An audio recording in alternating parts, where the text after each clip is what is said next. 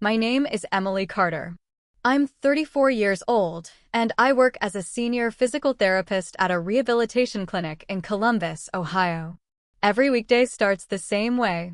At 6:15 a.m., I wind my father's silver pocket watch before making coffee because arthritis has made it difficult for his hands. He always smiles when he hears its soft ticking. During the previous 3 months, Dad had quietly planned one final family breakfast to heal years of distance between my sister and me. Then, at exactly 6:30 a.m., one phone call shattered everything we believed was happening. Months later, that same silver watch rested on a courtroom table, still ticking. What my sister never understood was that the truth about that morning had already begun years before the phone ever rang.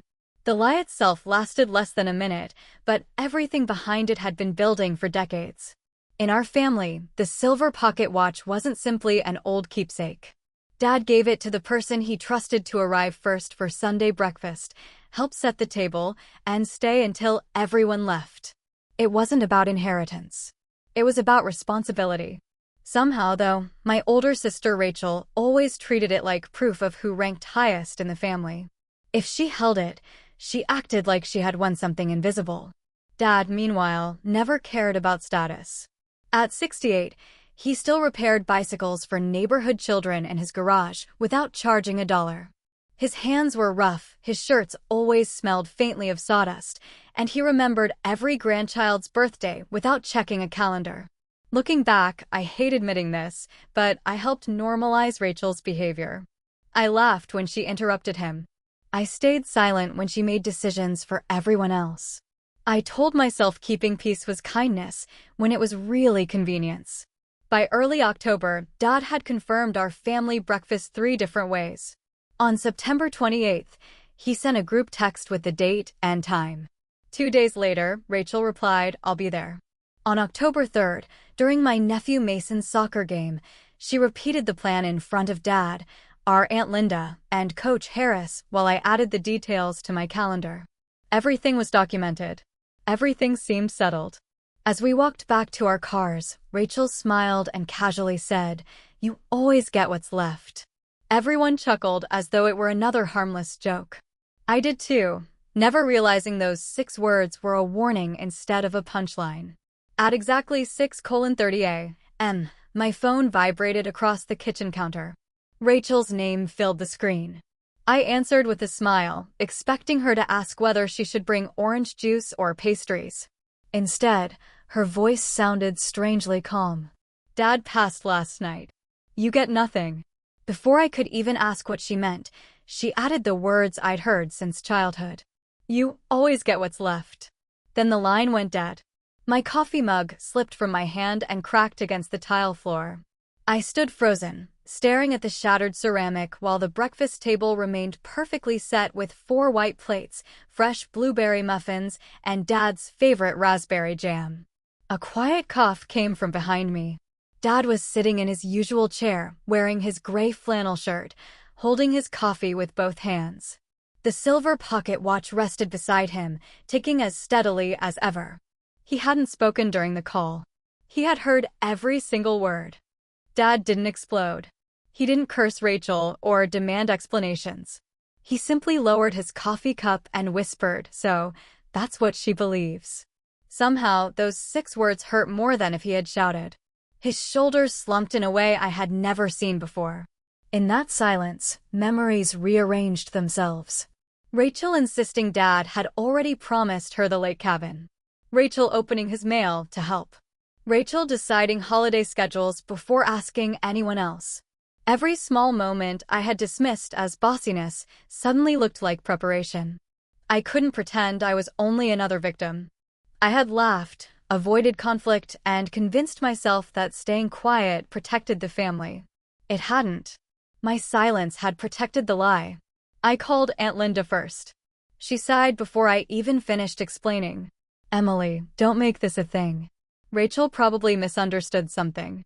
Then I called my cousin Derek, hoping someone closer to my age would see how serious it was. Instead, he said, "Families say terrible things when money is involved. Give everyone a few days." It felt like they were asking me to ignore what Dad himself had just heard. The first person who reacted differently was Mr. Alvarez, Dad's 71-year-old neighbor. He had stopped by to return a ladder and found us sitting in stunned silence.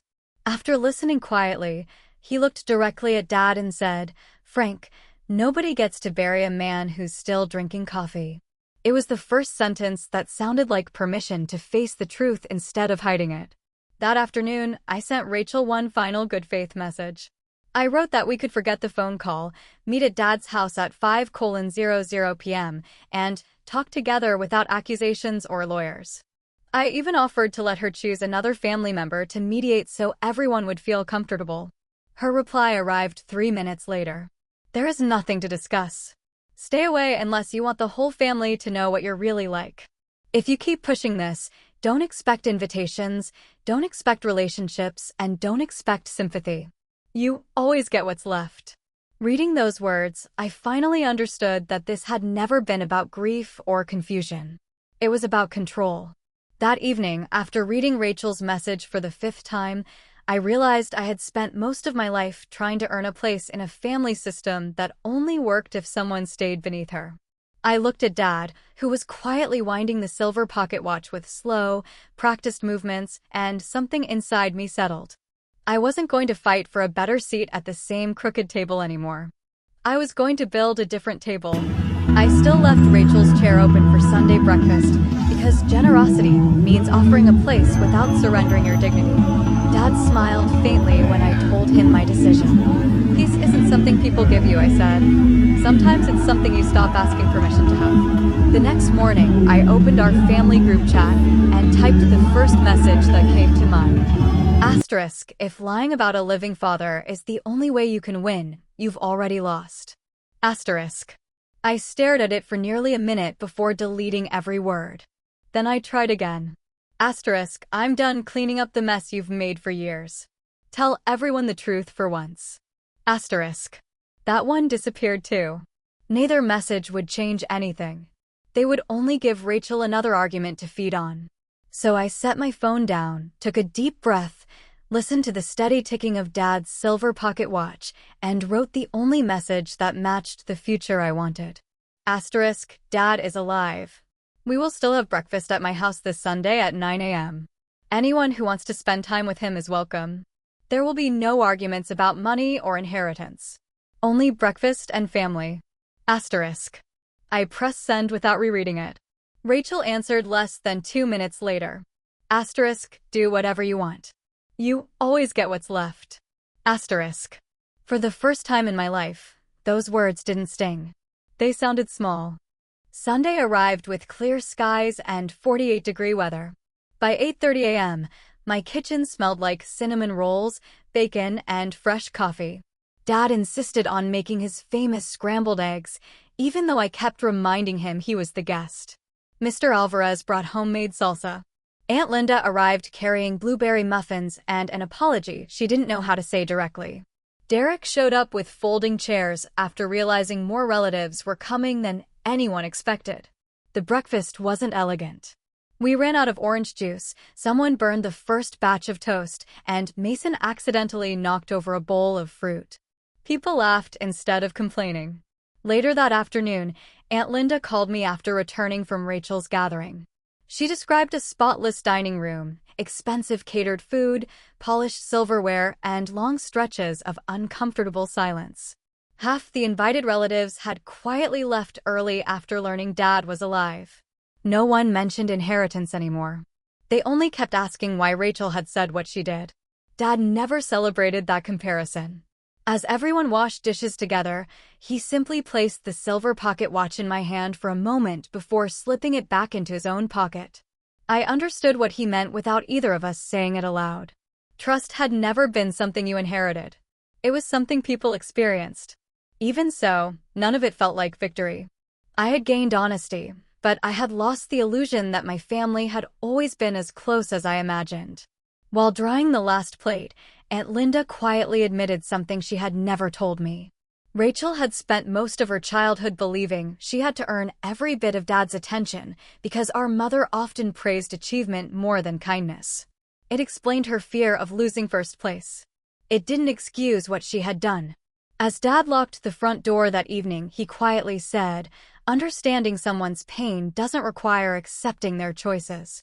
Those words stayed with me far longer than Rachel's ever had. Almost 4 months passed before Rachel appeared at my front door. It was 8:12 a.m. on a Sunday.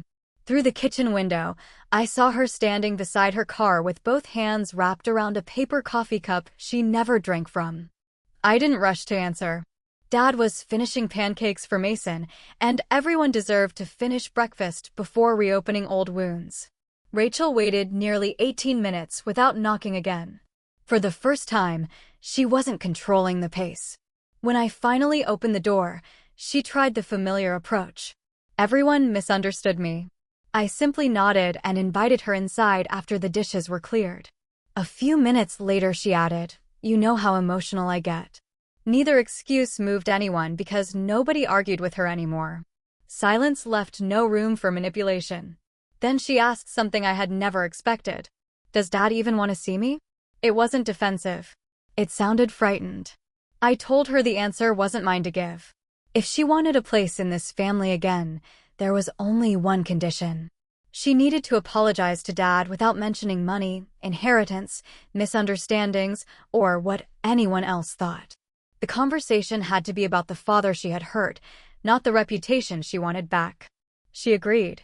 Dad invited her onto the back porch where the old wooden swing still overlooked the maple tree. They stayed there for almost 40 minutes. I never tried to overhear them. At one point I saw Rachel wipe her eyes while Dad rested a hand on her shoulder. Whatever passed between them belonged only to the two people who needed it most. Later, Dad simply walked back inside carrying the silver pocket watch, and Rachel followed a few steps behind with a quieter face than I had ever seen. By spring, our Sundays had settled into a new rhythm. Every 9:00 a.m., whoever arrived first helped cook instead of competing for Dad's attention. The silver pocket watch no longer marked who ranked highest. It was placed in the center of the table until breakfast ended, reminding all of us that time belonged to everyone equally. Rachel never reached for it again. Instead, she quietly washed dishes before anyone asked, and one morning I noticed her handing the watch back to Dad with both hands instead of slipping it into her own pocket. It was a small gesture, but it said more than another apology ever could. Dad had already started teaching Mason how to wind the watch each Sunday, smiling as the boy counted every careful turn. At 6:30 a.m., one light tried to erase a father's life. For months later, one quietly ticking silver pocket watch reminded us that truth never stopped moving. Families aren't healed by deciding who gets everything, they're healed when no one has to fight to belong.